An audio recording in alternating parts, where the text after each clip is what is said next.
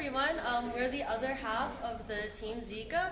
We are also responsible for expressing Zika protein both in bacterial and mammalian cells, to be specific, BL21 cells for the bacterial system and HEC and HeLa cells for the mammalian system. My name is Kylie Kawamoto. And I'm Jordan.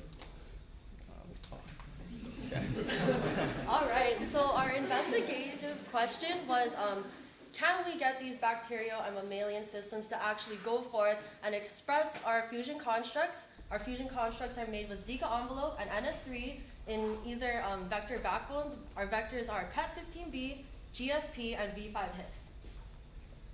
All right, so our hypothesis is if proper ligation occurs between our linearized vectors and our PCR amplified Zika genes, then the recombinant plasmid in BL21 and mammalian cells will express proteins that will be visualized under chromatography staining and immunofluorescent imaging. All right, so some of you may be wondering, well, why is it important to express these Zika proteins? The biology of Zika is still very much unknown at this point. So if we are able to study each protein individually, we can perhaps discover its role in the actual Zika pathogenesis of the virus.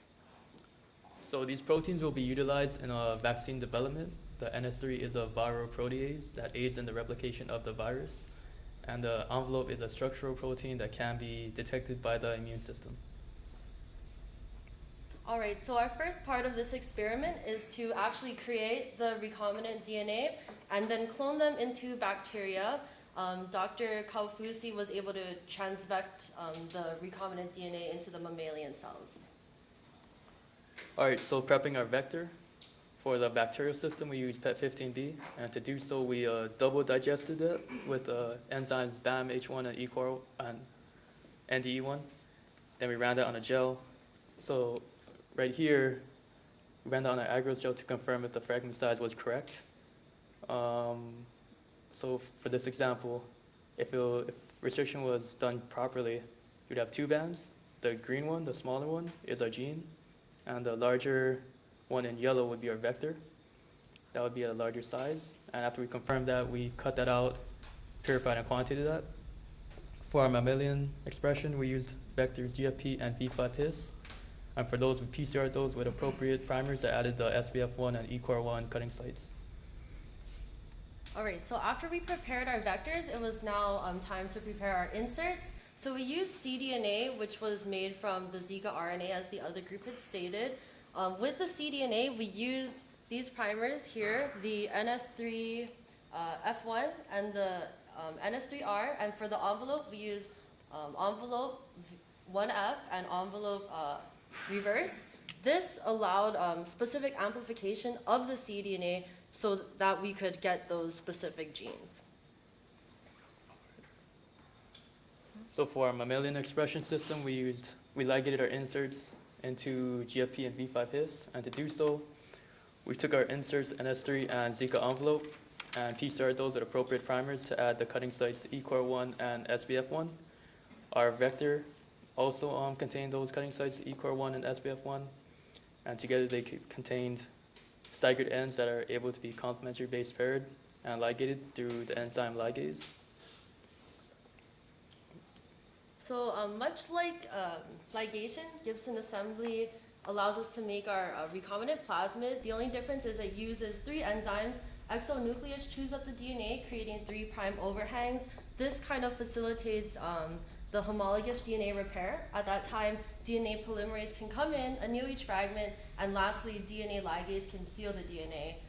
We use NS3 along with envelope that was created from the cDNA, with PET15B that was linearized with restriction enzymes NDE1 and BAMH1. All right. After that, we got our fusion constructs and we transformed those in alpha competent cells using a heat shock method. And then we spread those on a plate, on an LBM plate, to be incubated overnight. So after an 18-hour incubation, we can see that we did experience growth on our LB amp plates. This is a really good indication that indeed the bacteria had received the plasmid and colonies were able to grow in the presence of ampicillin. To also confirm that our ligation was successful, we ran a colony PCR, and to do so, we transferred our colonies from the LB amp plate to a plate that was gridded. And we took our colonies, nicked them with a pipette tip, and swirled them in 200 microliters of nuclease-free water. Then we boiled that to get rid of any excess bacteria, and that was our PCR template. All right. After that, the colony PCR that was successful, we sent those off for sequencing, and we got those results back. We ran those in a blast search to reconfirm that our blast search matched our sequencing results. Then we got our colonies from the grid plate, nicked them, and dropped those in 5 milliliters of LB broth and incubated those overnight, and those were further plasmid isolated. So with the plasmid being isolated, we transformed those with BL21 cells to be expressed, added stock media, and spread those onto LBM plates at 50 microliters and 100 microliters.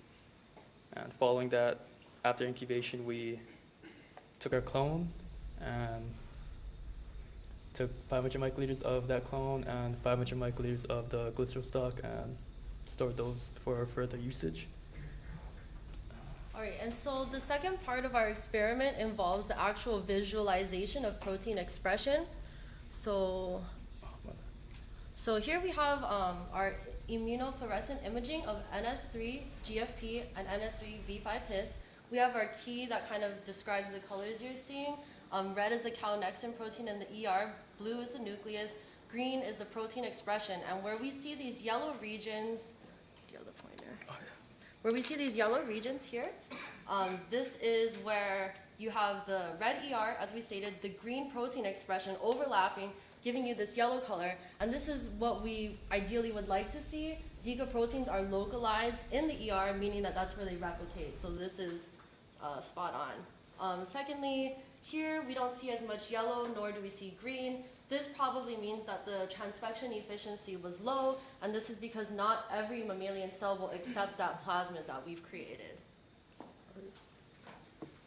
Here's our envelope in GFP and our envelope in V5 His. For the bacterial systems, we ran a Kumasi stain on the Zika envelope in PET15 and NS3 in PET15. So as you can see here, this is our ladder. We did a 2-hour, a 4-hour, and an overnight protein induction, and also uninduced protein induction. And so Zika, for this example, this is our Zika envelope. The weight of the envelope would be 54 kilodaltons, and this band right here is kind of around that weight size. And So in conclusion, we believe our hypothesis was proven because ligation, transformation, and transfection occurred successfully. We were able to see protein expression in both mammalian cells, as we saw in the immunofluorescent imaging, as well as in bacterial systems, as we just saw in our Kumasi stain.